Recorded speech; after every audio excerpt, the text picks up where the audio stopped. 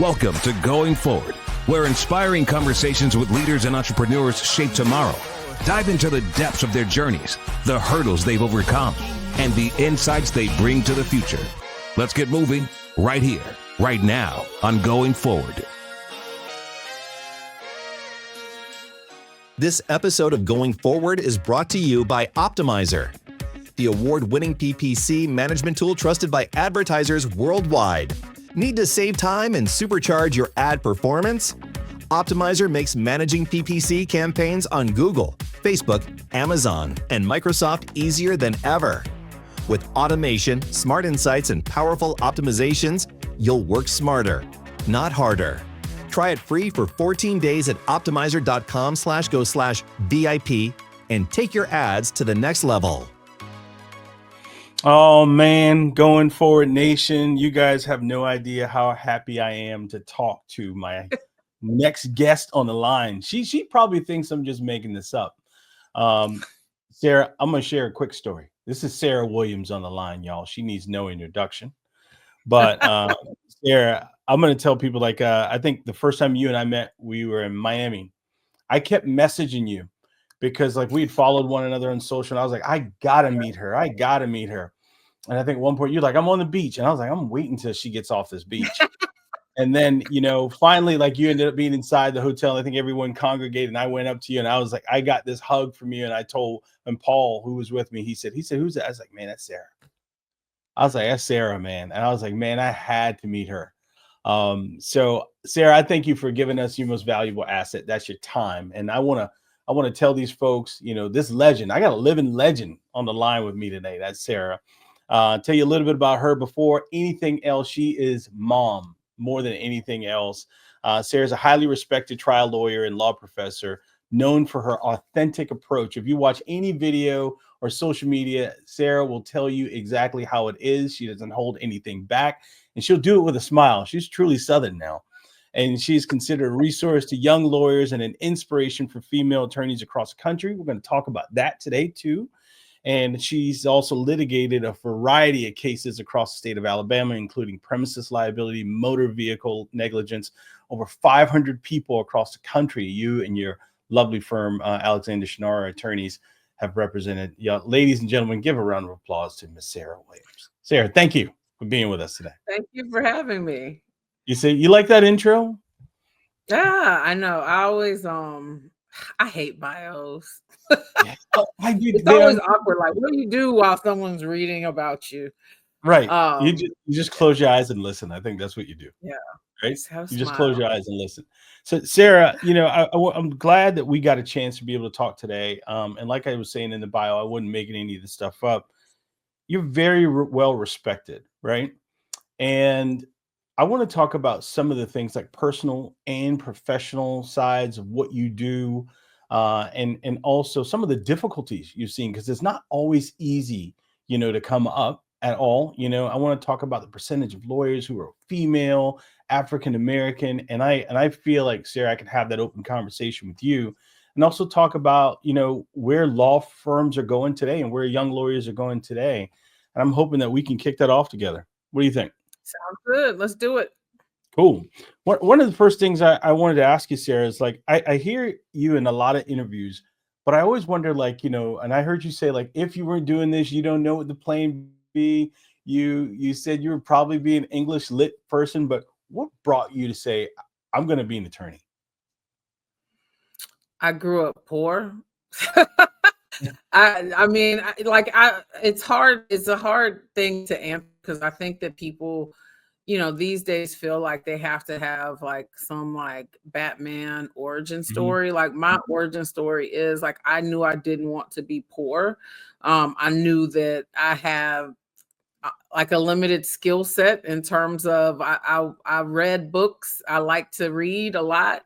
I was okay with it was either this or accounting. Like, I took some business classes during high school. And so it was one or the other. And I hated, like, when it comes to math, I can get it, but it takes me a while. And so I knew I did not want to be an accountant. And so it was a path that I saw for myself that I thought I could have some success in. I did not go into law school even wanting or desiring to be a trial lawyer. It just, I feel like, the Lord guides our steps in a direction that sometimes where we need to go, and sometimes we don't see it yet. And so I think that I was fortunate enough to end up at Cumberland School of Law and to a place that developed a talent I didn't even know I had. So I was blessed in that way that I didn't know what I wanted to do, but someone was looking out for me. Yeah. Well, Sarah, what do you say when because you right now you're a professor as well. What do you say when you see that young Sarah coming up in school, and how do you approach that? Is it kind of a wow factor for you? Yeah, for me,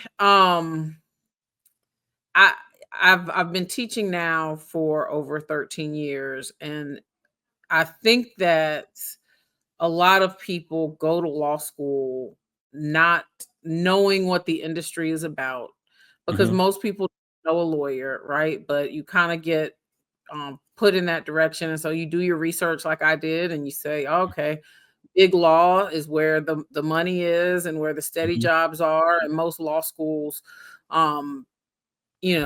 really career services office push you in that direction. But there are a lot of lost souls, I think, in law school. What I usually tell folks is to focus on developing a skill. The practicing law and being involved in the legal industry is a long game. Yeah. What you're doing, what you do when you initially get out of law school is probably not what you'll be doing maybe when you're out 20 years. Who knows? Like it's okay for you to change your mind about who you thought you were and become who you want to be. Because that was me. And I thought I knew who I was. And I think law school in your mid-20s should be an age and a time for discovery. And so I try to encourage students that, like, you don't have to have it all figured out. There's so much pressure. And I think luckily for us, there wasn't as much social media, so we didn't see a lot. You couldn't pick up your and see someone giving you their highlight reel, and so you didn't know what people's experiences were. And so that is usually my advice, that it's okay if you discover some things, if you have a conversation that leads you to want to do something that you didn't think you would want to do when you even applied for law school. Yeah, one of our clients and someone I admire her a great deal. I just love how she handles herself. Her name's Julie, and I think Julie follows you too. And one of the things that Julie said that was told to her when she was at a conference, I believe somewhere in Texas, she said someone came up to her and said that, do you know that women lawyers are secret weapons, are deadly weapons when it comes to being trial attorneys? And she really explained it. She was like, women lawyers can bring things to the table that men can't, and I just found that statement to be really powerful and wanted to get your thoughts on that. Yeah, I think that is true. It's funny because it's, women aren't viewed as necessarily natural trial lawyers, and I don't know why. But I think the industry has really just been so male dominated. I think being a trial lawyer puts a tremendous amount of pressure on your time. And the way we as society have really set up women as primary caregivers, even when they're primary breadwinners, really has caused, I think, women to have limitations when it comes to the ability to have the time to dedicate to a trial practice.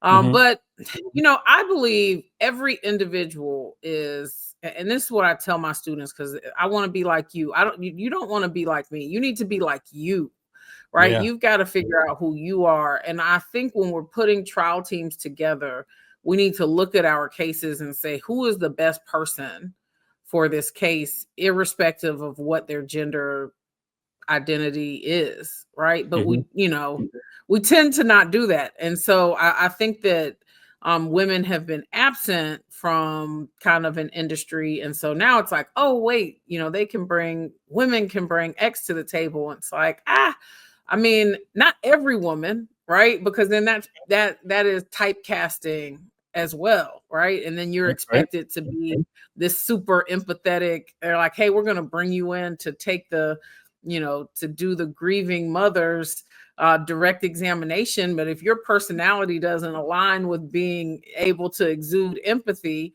then you're going to fall flat. And then someone's going to say, well, you're falling flat. Like, what kind of woman are you?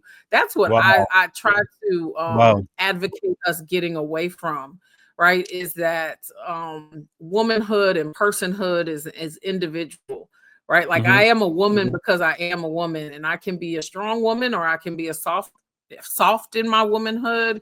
And so I do like to, well, I do think that it is true that women bring something different. I think it is because we have a different experience. It's just an African-American lawyer is going to bring a different experience, right?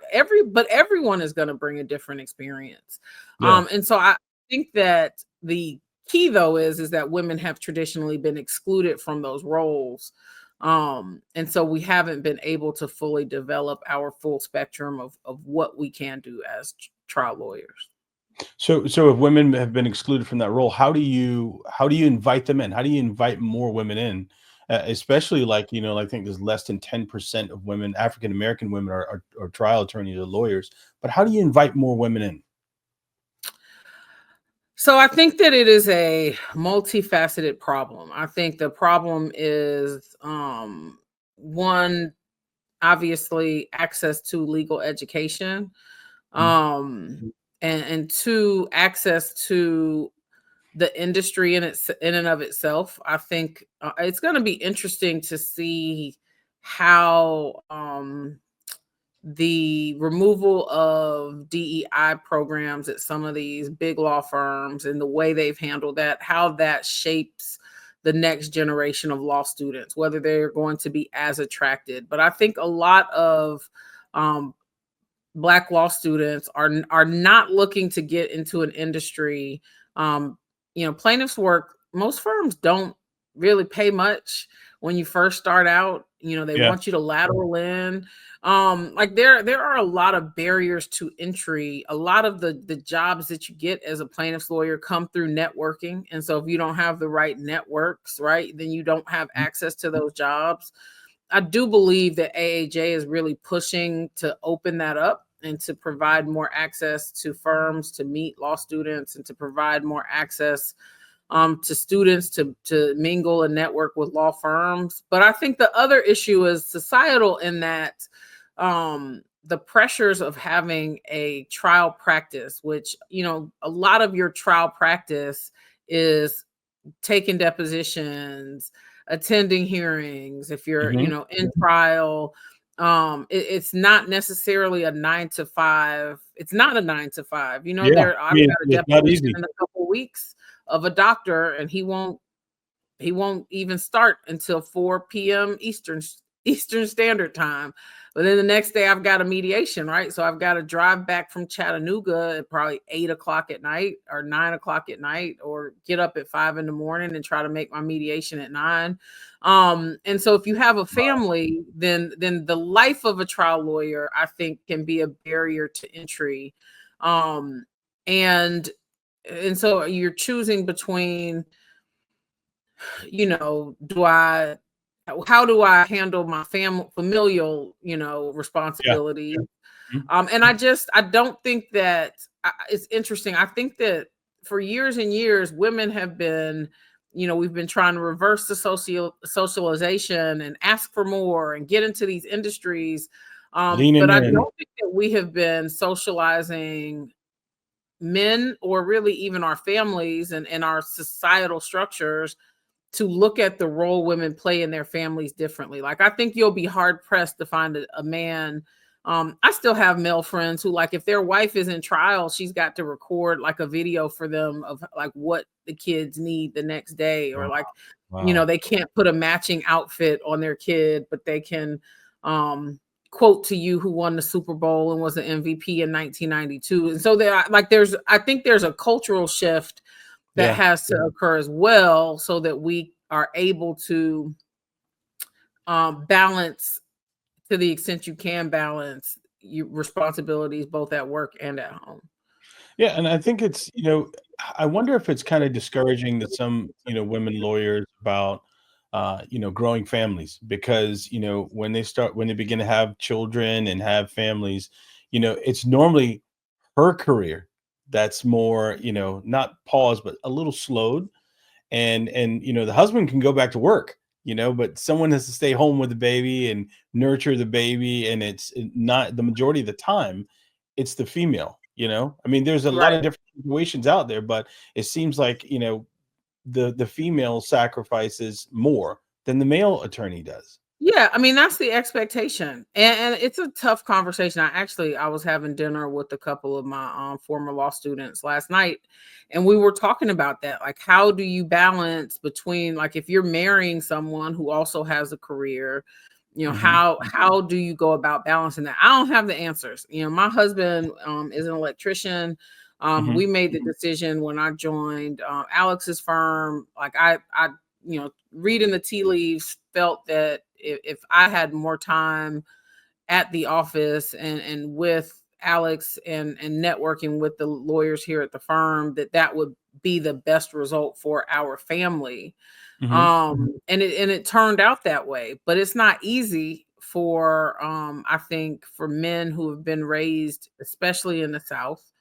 Like, he'd go to things at school and they call him Mr. Mom, and his family would give him like the external pressure. Like, internally, like, we're good. We know what our goals are. We know what our but everyone else doesn't understand that. That's right. Everyone else is, well, why are you here at the field trip? Why are you, getting the school? This year actually is the first year. My daughter's in the 6th grade. And ever since she's been in kindergarten, I have put my husband down and is like, call him first, right? Call him first before you call me. And this is the first year that has actually happened, where they will call the first number, which is the number they should call, because there's just, this societal expectation that the mom is the primary caregiver. And so I think that that's problematic for women lawyers, and not enough people talk about the lack of support that we get at home in order to be able to be excellent at what we do. I think that's going to be, because you just started a podcast too, so I want to make sure you shout that out later today too, because I think that's a hot topic that you can probably put on that podcast. Is, I've talked to some female lawyers, like I told you about Julie. She's just inspiring, and she reminds me of you and some of the things too. Like, I mean, she's just a real badass. You know what I mean? Just a real badass. And I thought about all these questions too. But how difficult is it, Sarah, let's just say if you are a really good attorney, you're a woman, do you have to toe that line with being confident and being quiet? Or, you know what I mean? Like, when you go into this boys club, is it like, if you show everything or start talking about a lot of things that and how to do things, can other law firms or lawyers see you as cocky because you're a woman? Because a lot of men don't have to deal with that. Yeah, I have let go of worrying about, like, I can't control how people perceive me. You know what I mean? I do think, obviously we actually just recorded an episode about this particular issue because there was I forget who was being interviewed, but she talked about sometimes you have to be small in order to achieve your goals. As a trial lawyer, right? Like, I know that I cannot be the same for every jury. I know that there are different aspects of my personality that I need to access at different times, right? But I am not ever going to abandon myself for someone else's comfort. Like, I'm not ever going to dim my light because it shines too bright for you. I think as a people, we have traditionally tiptoed into spaces because people expect us to tiptoe. And I'm I don't want to live my life like that. And so if you see me tiptoeing in a space and not being myself, like, you need to say, Sarah, what is wrong with you? Like, I may be sick, like something is wrong. But I will say that has always served me well, because I think the thing I hear the most is, I know what I'm getting with you. I know, like, you are consistently the same person, right? Like, I trust you. You may not like me, which is fine. And I think a lot of us have to let go of the desire to be liked. Yeah. And I think I am well liked, but I don't seek out being liked, if that makes any sense. And No, it so makes no sense. I don't worry. And I think that that is something that law school helped me with being in the trial program, has helped me with, in being able to step into rooms where it is very easy to feel as if you don't belong, and just, Wow. because here's the reality. If people aren't going to like you, they're not going to like you anyway. There's really, other than being a complete jerk, which I'm not, there's really nothing that and insulting to people. But if you're just being yourself and you are a kind and respectful person, and people decide that you're too much or you're too this, that's on them. I can't bend my personality to fit into every space. Because if I give away myself every time I'm in a space where someone wants something different, like, who am I? Wow. Lost your individuality at that point. Yeah, and I don't like working with people like that, because it's like, I need to trust you. Like, the work that we do, sending co-counseling cases, referring people cases, and trusting that they're going to send that referral feedback. Like, the work that we do requires a certain level of trust. And if I feel like you're being plastic with me and I don't know who you are, I don't want to work with you. And that has served me well, is I'm not plastic. You know exactly who I am. You either like it or you don't. I'm good either way. Right. See, Sarah's on this podcast today because I'm not plastic, y'all. I'm not plastic. That's right. That's what it is. I want to ask you a question, and then I want us to take a break. We get to this halfway point. I remember years ago, I think you posted this probably 2-3 years ago. See, like, how I was trying to do some studying, because I was like, when I get Sarah, I want to ask her some relevant stuff, some stuff that means things to people. Okay. Gary V, the first time you met him and you were on stage, one thing, I think he said this to Alex, or he said it to you.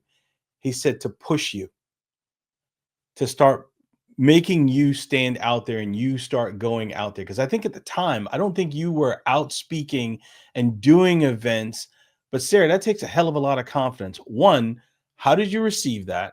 And then two, how did you put that next step forward to say, I'm going to do that?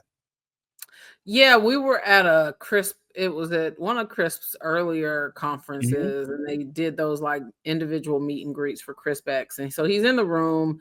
And so Alex asked him a question, and he was like, "Is she with you?"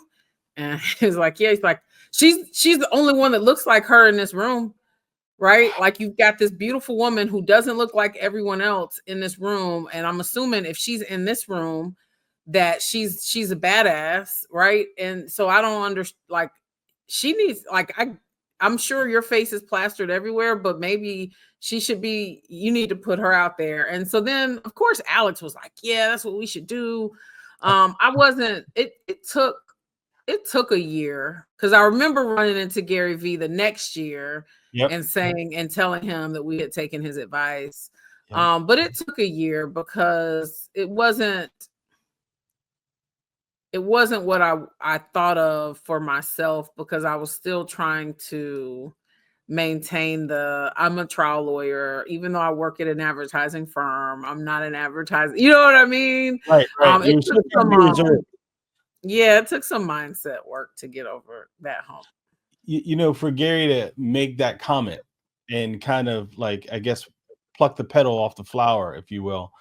And, I had that same thing here, and I'm wondering how it made you feel, because I know I can tell you how it made me feel. I felt like I had to be 2 times as good as what I really am, or as 2 times as good as my peers, because I needed to stand out, Yeah, I think that we naturally stand out, right? Like you go to Wow. conferences like me, you, Dave, Thomas. You Right. know, Me, you, and that's it. you know what I'm saying? Like we're across the way, like, hey. And so I think the thing is that what happens, and I don't know about your folks, but Mhm. I think being the child of people who were the children of the civil rights movement, like I think that Mhm. we forget that we aren't far removed from family members who did not have the access to the type of networks that we have access to. Yeah. Yeah. And um I think that some of that is this inherited generational fear that you've gotten the access, so just don't go in there messing up, just tiptoe in there, keep your head down, try to be invisible so that there aren't any problems. Wow. I think when we tell our children that they have to be twice as good, to get half as much, right? Like I feel like every black child of our age has heard that. We've heard it. Absolutely. We've heard Yeah, it. I think it was well-intentioned advice. I think it was misguided advice. I think that It was for the that time. for that time, because it was a matter of life and death. It was if you were disrespectful to someone, if you were too uppity, like that Wow. could mean your life.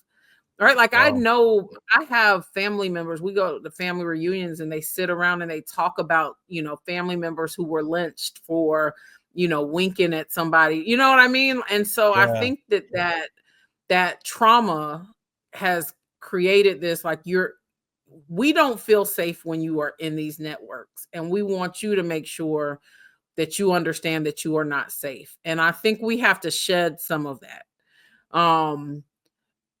We have to shed some of that. And so I try not to internalize that fear of being myself, and then the idea that we have to work twice as hard. I don't think that it's wrong. I do think, and I've said this at my firm, there are lawyers, and I'm sure somebody's going to say something after, but it's fine. There are lawyers at my firm who get to come to work. They work on their cases. They go home to their families. They go coach their kids. They go, spend 2 weeks on vacation with their families. They're not marketing. They're not out speaking. They're not out generating business, but they're working on get cases and they're making a lot of money. And so realistically speaking, I think that there are certain circumstances where there is more expected from us, right? I am expected to go and do those things. They aren't, right? And that's just a reality. But I do think I'm getting to a place, like I don't tell my daughter that. I tell her she needs to work smarter. Like not harder, because hard work doesn't always get you the results. And It's true. so it's a tough thing to accept, because I think you can see that is the case, but if you internalize it, you can internalize it in a way that makes you feel like you're having to work twice as hard, because you are twice as hard, because you are somehow less, Wow. or you think that you have to master things before you can do them. And I think that what I've watched in terms of people being successful is they do the thing and then they get better at it. And so I think Yeah. when we say you got to work twice as hard, you're like, well, let me master recording social media videos before I start doing them. And I look back on, the start, and I'm like, that wasn't that great. But it's better now. And if I was just starting now, it would be what it was 2 years ago. And so I Oh think that God. Yeah. sometimes we when we send that message to our children, and women get the same message, like, girl, you got to get in there, you got to work twice as hard, it creates a spirit of fear, and that spirit of fear holds us back more than I think almost institutional discrimination is That a is problem for interesting. us. That's But the interesting. fear You're of creating. That's doing, interesting. To me, the biggest problem with institutional discrimination is that it makes us afraid to do, that we tiptoe into spaces, that we don't do things that are brave and bold because we're so afraid that they are going to backfire. Wow. And I think that that's purposeful, right? I think that when you are afraid, you're not going to ask for more money. You're not going to ask for a better position. You're not going to challenge the status quo when you're afraid. And so, I think it all works together. As a long-winded answer to answer your question. No, I think it's a perfect response, and hopefully it's enough to make people ponder on it, because I think what you said was great. That was good for a time, but not this season so much. I love it. I love it. Sara, we're going to take a quick break. We're going to come back. We're going to talk some business stuff, some real law stuff, right? And then we're going to just jump into it, man. I love talking to you, Sara. Awesome. All right, let's take a break. Going forward, let's go take a break. We got Sara Williams with us, okay? All right. Hold tight, listeners. We're taking a brief pause. Going forward, we'll be back shortly with more insightful conversations. Running your law firm is a serious business. When you actually got out of law school, they didn't teach you how to market your business, or they didn't teach you exactly the business of running a law firm. And that's what we do. We want to be able to come in and work with you and your firm so that, one, you can start marketing your firm correctly, coach you on how to get to the next level and where you want to get your law firm. And most importantly, we don't want you to be one of those law firms who are a laughing stock of the community. Don't hire a marketing agency that's going to make you look like a buffoon online or social media and try and make you to be something that you are not. It's time for you to start running your firm the right way. Go to VIPmarketing.com.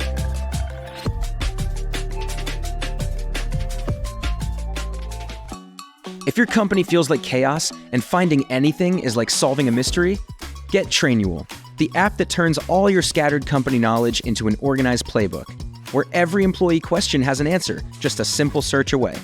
Where all of your processes and policies are documented, roles and responsibilities are defined, and delegating anything is as easy as drag and drop. Trainual, it's how you get your operations under control and how you deliver the ultimate onboarding and training experience. Welcome back to Going Forward. We hope you're recharged because we've got an exciting second half waiting for you. Get ready to dive deeper and be inspired. Let's keep the momentum going.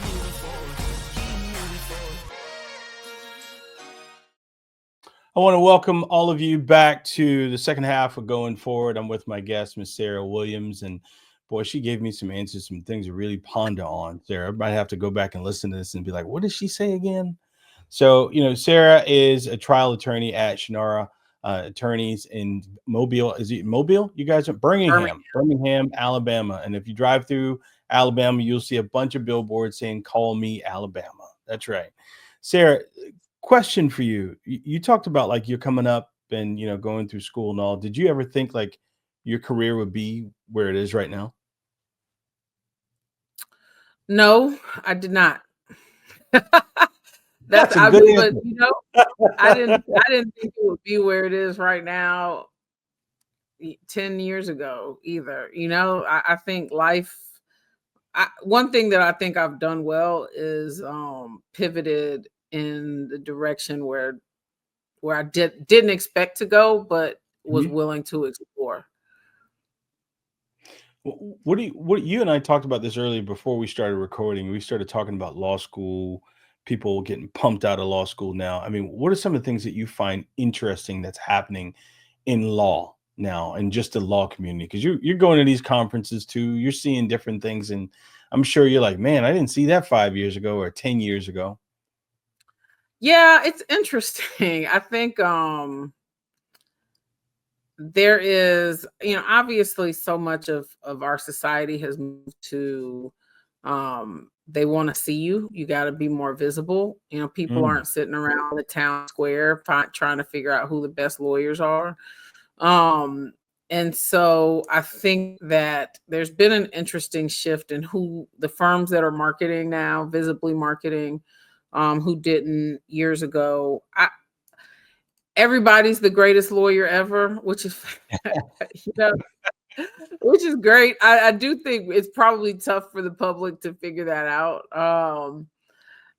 When it comes to law, I think though that what I see what separates, the good from the great is really like there's a lack of intellectual curiosity.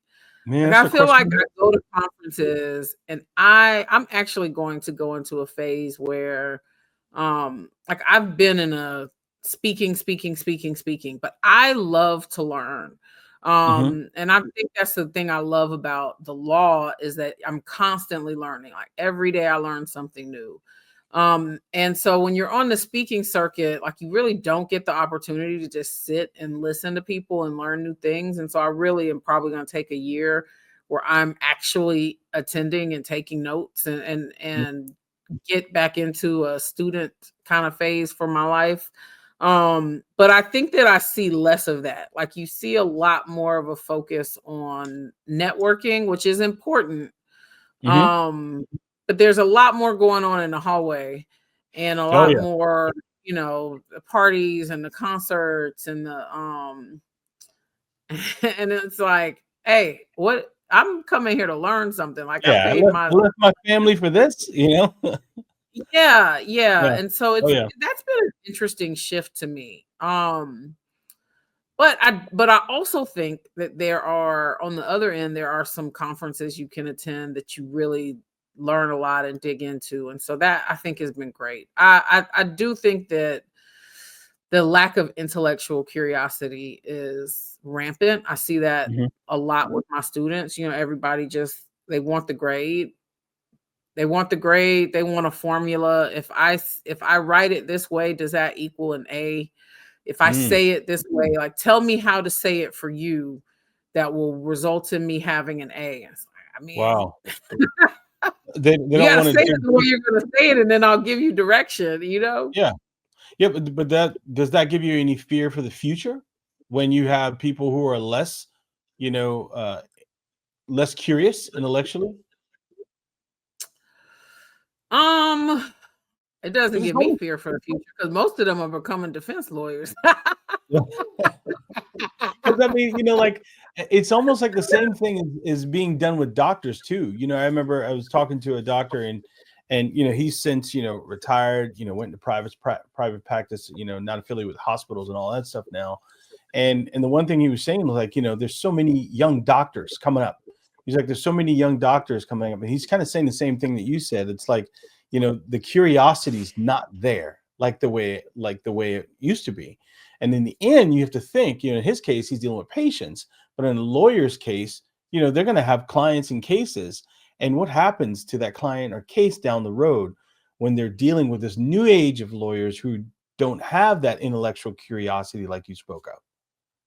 I don't think those folks will survive the industry. In terms Hmm. of, I think that in order to be a good trial lawyer, you have to have intellectual curiosity. Like I think the practice in and of itself will weed out that. Like I think that you get into the practice, you won't survive it if you don't have the intellectual curiosity, right? And so I think ultimately Hmm. those things work themselves out and those folks end up wherever that is they need to end up Yeah. in order to accomplish the life they have for themselves. So I think things work out the way they're supposed to work out. I wish though um I wish that our schools, I think, did a better job. I think the problem is there is such a need to get the grade because and I see this now that my daughter's in middle school and she's getting grades where like the focus is put on, it's less on I want you to master this subject and more on I want you to master it enough to get a grade on this test and then we're going to move on to something else. And so I see that bleeding into um higher education because they're coming from that, right? Yeah. You graduated high school with a 4.5, which is silly. It's like you got more than an A. What's more than an A? What does B that plus. even? What does that even mean, right? And then you get to law school, and the curve is a B minus curve or a B curve, and you're Yeah. like, "Oh no, it must be the professor. You must have me wrong. You must have done Wow. something wrong." It's like, nah, you've been a mediocre student. You just you just get pushed through. and you've been made to think that you are more excellent than you are, because you do the right things, and you are, visible in the places where we say folks are visible, right? You play the right sports, you're a cheerleader, you're in honor society, but you can't spell cat. Some of these, listen, man, some of this stuff we read, it's like, do you like? No one reads. Like, it's like, hey, Yeah. you want to go read something? So I see a lack of that, but I do think that the industry itself will, especially with AI. Oh gosh, yeah. I think the industry itself will correct that problem.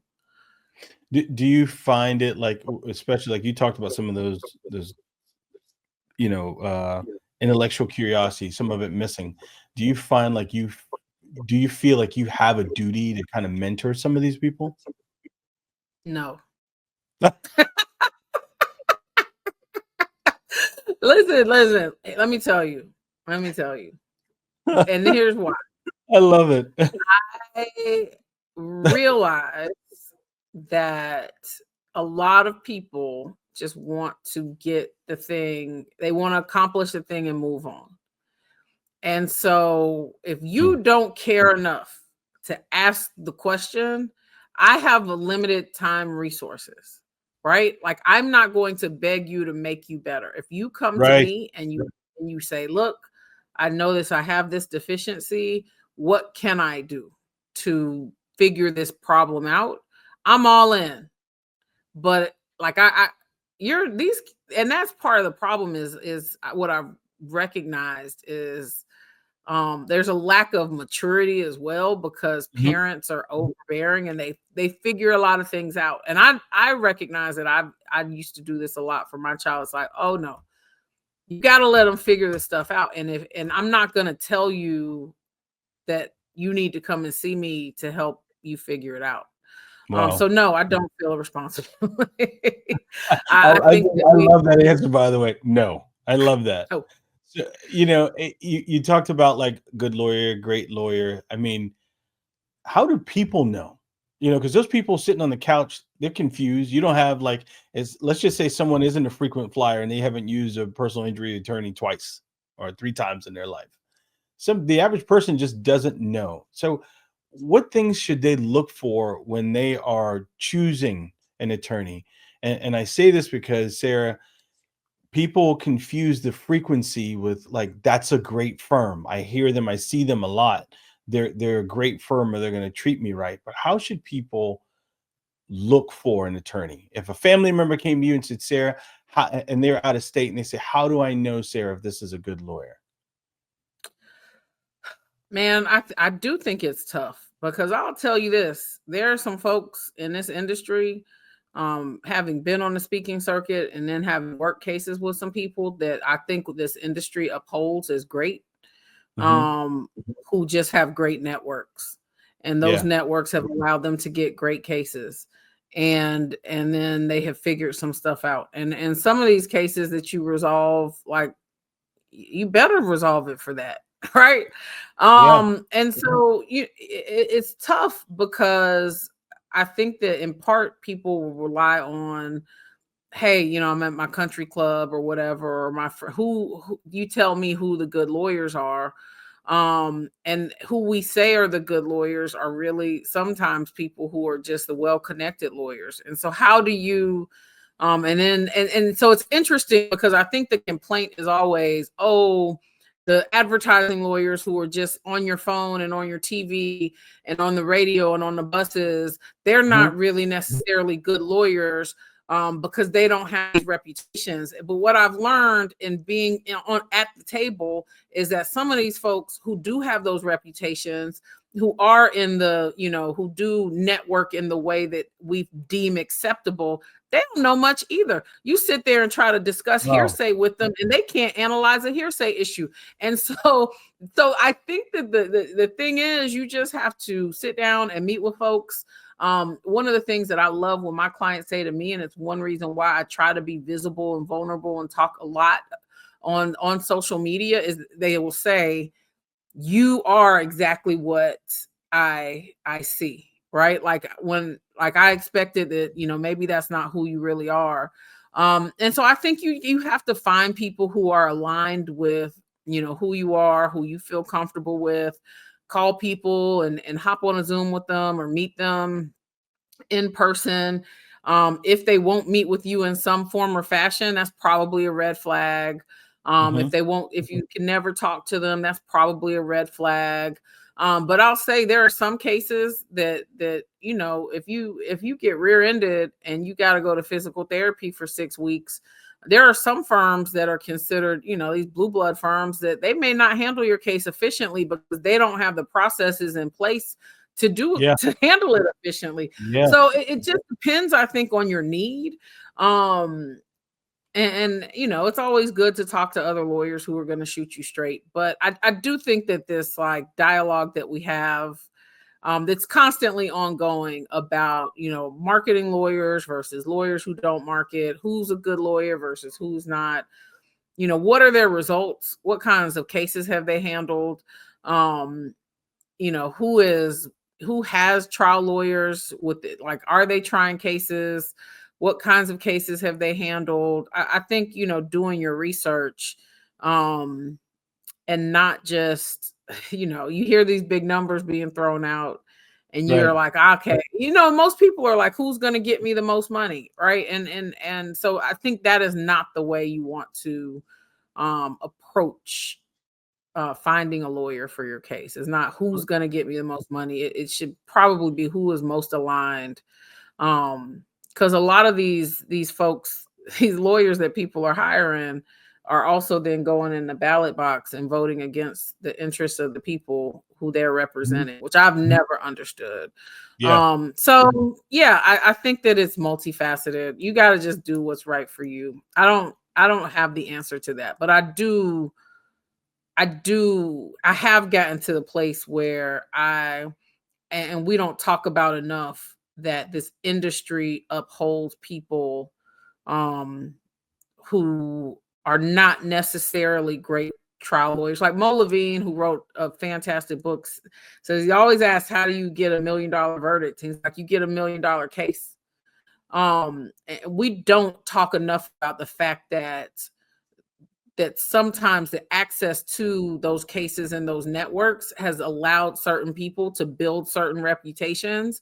And the barrier to those networks that people have has prevented them from having access to those networks and having access to those cases. And so I don't know. I think that the one thing that I don't like about this industry is this who's better than who and who's, like there are some lawyers who are going to be good for a case. There are some cases that could I try it? Yes, but maybe me and the client aren't aligned and I'm not the right lawyer for that client. That doesn't make me a bad lawyer. You know what I mean? That makes me not the best lawyer for them.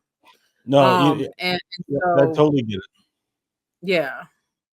That's not an answer to your question, but no, but it's not. But actually, you may think so, but it goes back to intellectual curiosity. That's what you just sparked, and you just said something just now that was pretty deep. You said like sometimes you may not gel with that client. There's a story of you when you got out of law school, like within 3 years, and you took on a client. I think someone who was hurt in a trucking accident, right? I didn't I was hear anything. defending the truck driver. You were defending the truck driver, and you took on the case, and he didn't know that you were African American. But by the end of it, he started sending you people. In the end, you'd like totally turned him around. How do you go into something like that and represent someone that has an indifference with you, and you're just like, I'm just going to do a great job, and you just do it? This is gonna sound. I am very much, and I think this is missing with these young folks too. Like I'm very calculated when it comes to my career, and this was a case. It was when I was a trucking defense lawyer. I had just really started doing trucking defense. It was a case that was in a dangerous venue for defendants, and I knew if I did a good job on this case that it would build my reputation as a trial lawyer. And these cases weren't tried that often. And so, I mean, he could have come in there and called me the N-word to my face. I was going to try that case. Like he was not going to take that opportunity away from me. Wow. Yeah. And Wow. I think that like, I think that sometimes you have to have a mentality, and there are a lot of folks who were like, I would have quit and I would have asked to be reassigned, and no one would have batted an eye or thought negatively of me if I had asked to be reassigned. But I wanted to try that case, and it ended up, altering my career trajectory, because I built a relationship with that carrier, and that it helped me land my next gig. And I've settled cases with that particular adjuster once I moved to the other side. So I think that the lesson for me was he has to own his racism. I am not taking ownership of his racism, but I'm also not going to let his racism keep me from an opportunity that will change my career and that will affect my career. So I just did the thing, and looking back, it was a good decision for me. Man, Sarah, I don't know how to even top that. I'm going to ask you one last question, and I'm going to go ahead and end it off, because I think everything that you said so far is just somebody's going to resonate with it. Where does Sarah want to be? If you could just write the book right now, where do you want to be 10 years from now? Man, someone asked me this question today. I promise feel like I am going into what I think is probably second half of my career. I am finishing up my contract teaching. I've done that, and that was fine. Where I want to be, I will tell you that I am much more focused on right now, less on like where I want to be in terms of my practice and what I'm doing for work. And I'm focusing now on like who I want to be as a mom. What do my daughter will be, she'll be in the 7th grade. She's got, 6 more years of school. I want to be more present with her. I want to create a practice that allows me the time to go home, and she's 12, and there are a lot of weird things that happen when you're 12, and the world is the world. And so I'm in a space right now in the next 5 years where, you will probably see me less at conferences. You'll probably see me more ramping up like my social media marketing, because I think, I can be present digitally and not be present in person. I've accepted that that's okay. And that the time that I have with her is more important to me than being at a conference with the same people that I'm going to see, if I go to this other conference in a couple of months. And so I am working on giving more of my time to myself. And I've spent a lot of time supporting others and helping others. And so the next 5 years is going to be me focusing on, spending the time that I have before my daughter goes out in the world, being intentional about my time with her, and then being intentional about my health, and the things that I love to do. And so I'm going to be doing what I want to do in the next 5 years for myself, and not so much dedicating my life to serving others, which I've been doing a lot for the past 12 years. And that says a lot, because a couple of minutes ago, you just mentioned how calculated you are with your career. And so that tells me a lot about what your daughter and everything else is really on your mind too. So, man. Well, I also believe that you have to, that sometimes you got to go into almost like a cocoon phase. And so, on the other side of that, there may be some. Yeah, man. Sarah, the world should be nervous. That they better be. I enjoyed talking to you today. I'm glad you gave us your time today, Sarah. And thank to you for all of having you me. out there going forward, I want you to tune in. Sarah, go ahead and shout out that podcast for me, because I saw you got a new Yes. podcast. Yeah, tell us about it. I'm not letting you off the hook. I want you to tell us about that. Yes, the Feminine and Formidable podcast. It is a podcast that me and my good friend Kyra Fontenot have started to discuss issues that we've kind of been discussing today that face women and people of color, but just really what we've come to learn is that there are issues that all people face, and real conversations about what we experience. And so you can find us on Apple Podcasts, Spotify, YouTube, if you want to see our faces. Yeah, and listen now, y'all get into it. Y'all get into it. So I'm going to tune in. I invite you guys to listen to Sarah's podcast. Also, go to her website, follow her on social media, see what she's got going on. She really is what she is. And I'm going to use her word today, plastic. She ain't plastic. How about that? Right?